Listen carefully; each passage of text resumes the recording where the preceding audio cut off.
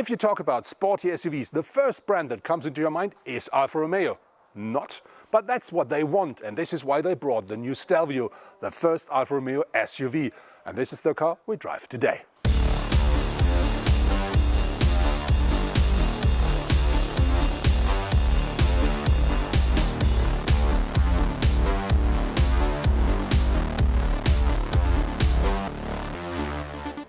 Our car features the 210 brake horsepower diesel engine, and that offers a maximum torque output of 470 Newton meters.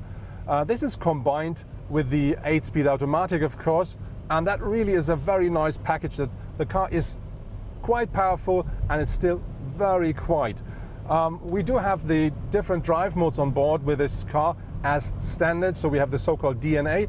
And if you switch from standard to sport, the complete characteristic of the car is changing. Even gear shifting is a lot quicker then. The drive of the car, in one word, is precise, which means we do have a very direct, very precise steering on board, and the suspension is quite stiff but still comfortable. And even if you drive turns quite quick, you still feel more than safe.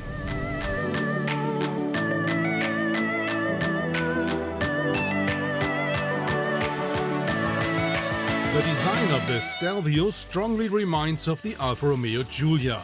With a length of nearly 4,17 meters and a height of under 1.7 meters combined with a width of about 1.9 meters, the Stelvio looks solid on the road.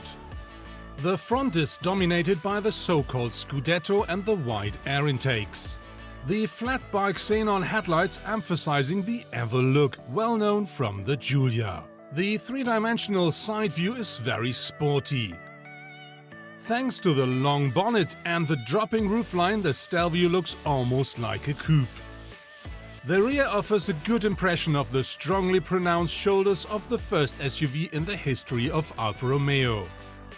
The flat rear window, the curved taillights as well as the distinctive tailpipes and the diffuser are quite eye-catching too. Unfortunately, I had no opportunity to drive the Alfa SUV off-road. Nevertheless, thanks to the heavy snow, I was able to convince myself of the quality of the Q4 all-wheel drive on the road. The interior of the Stelvio looks pretty much the same, or to be honest, exactly the same as the interior of the Giulia, but the seats are different. Of course, we sit higher because this is an SUV, but these seats here, they really give you loads of support, so you don't have to do any. You really fit perfectly into the seat.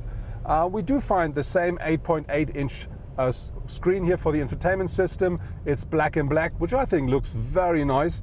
And we do find, of course, the same materials. We do have some wooden parts, and we do have the same craftsmanship as with the Giulia. With the steering wheel we do have, I think it's a bit of a pity because that's black in black, so tone in tone. And I think something red or something colorful would be great for this, just to give him a bit of a fresh design.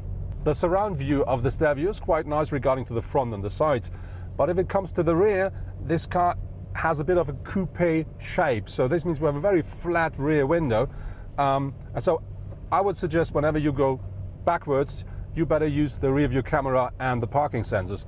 But to be honest, Alfa offers a rear cross traffic alert for the car, which makes pulling out of a parking plot backwards a lot easier and more safe.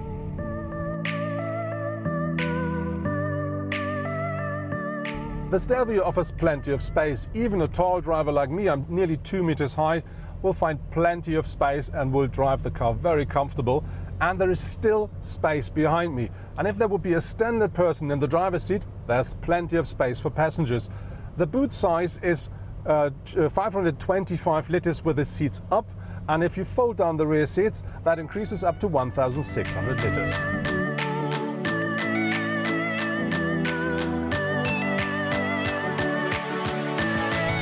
Gear shifting at the Stelvio will always work with the 8-speed automatic gearbox.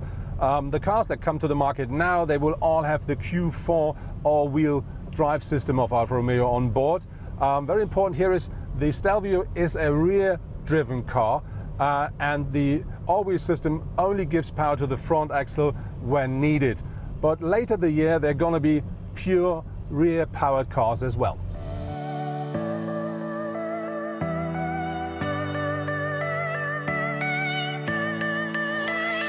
Alfa Romeo offers for the new Stelvio 2-liter 4-cylinder diesel engines with an output between 180 and 210 horsepower. On top of this, we do have 4-cylinder 2-liter petrol engines with an output between 200 and 280 horsepower. Later the year, there will be the top version, which is the Quadrifoglio, and that offers 510 horsepower out of 6 cylinders.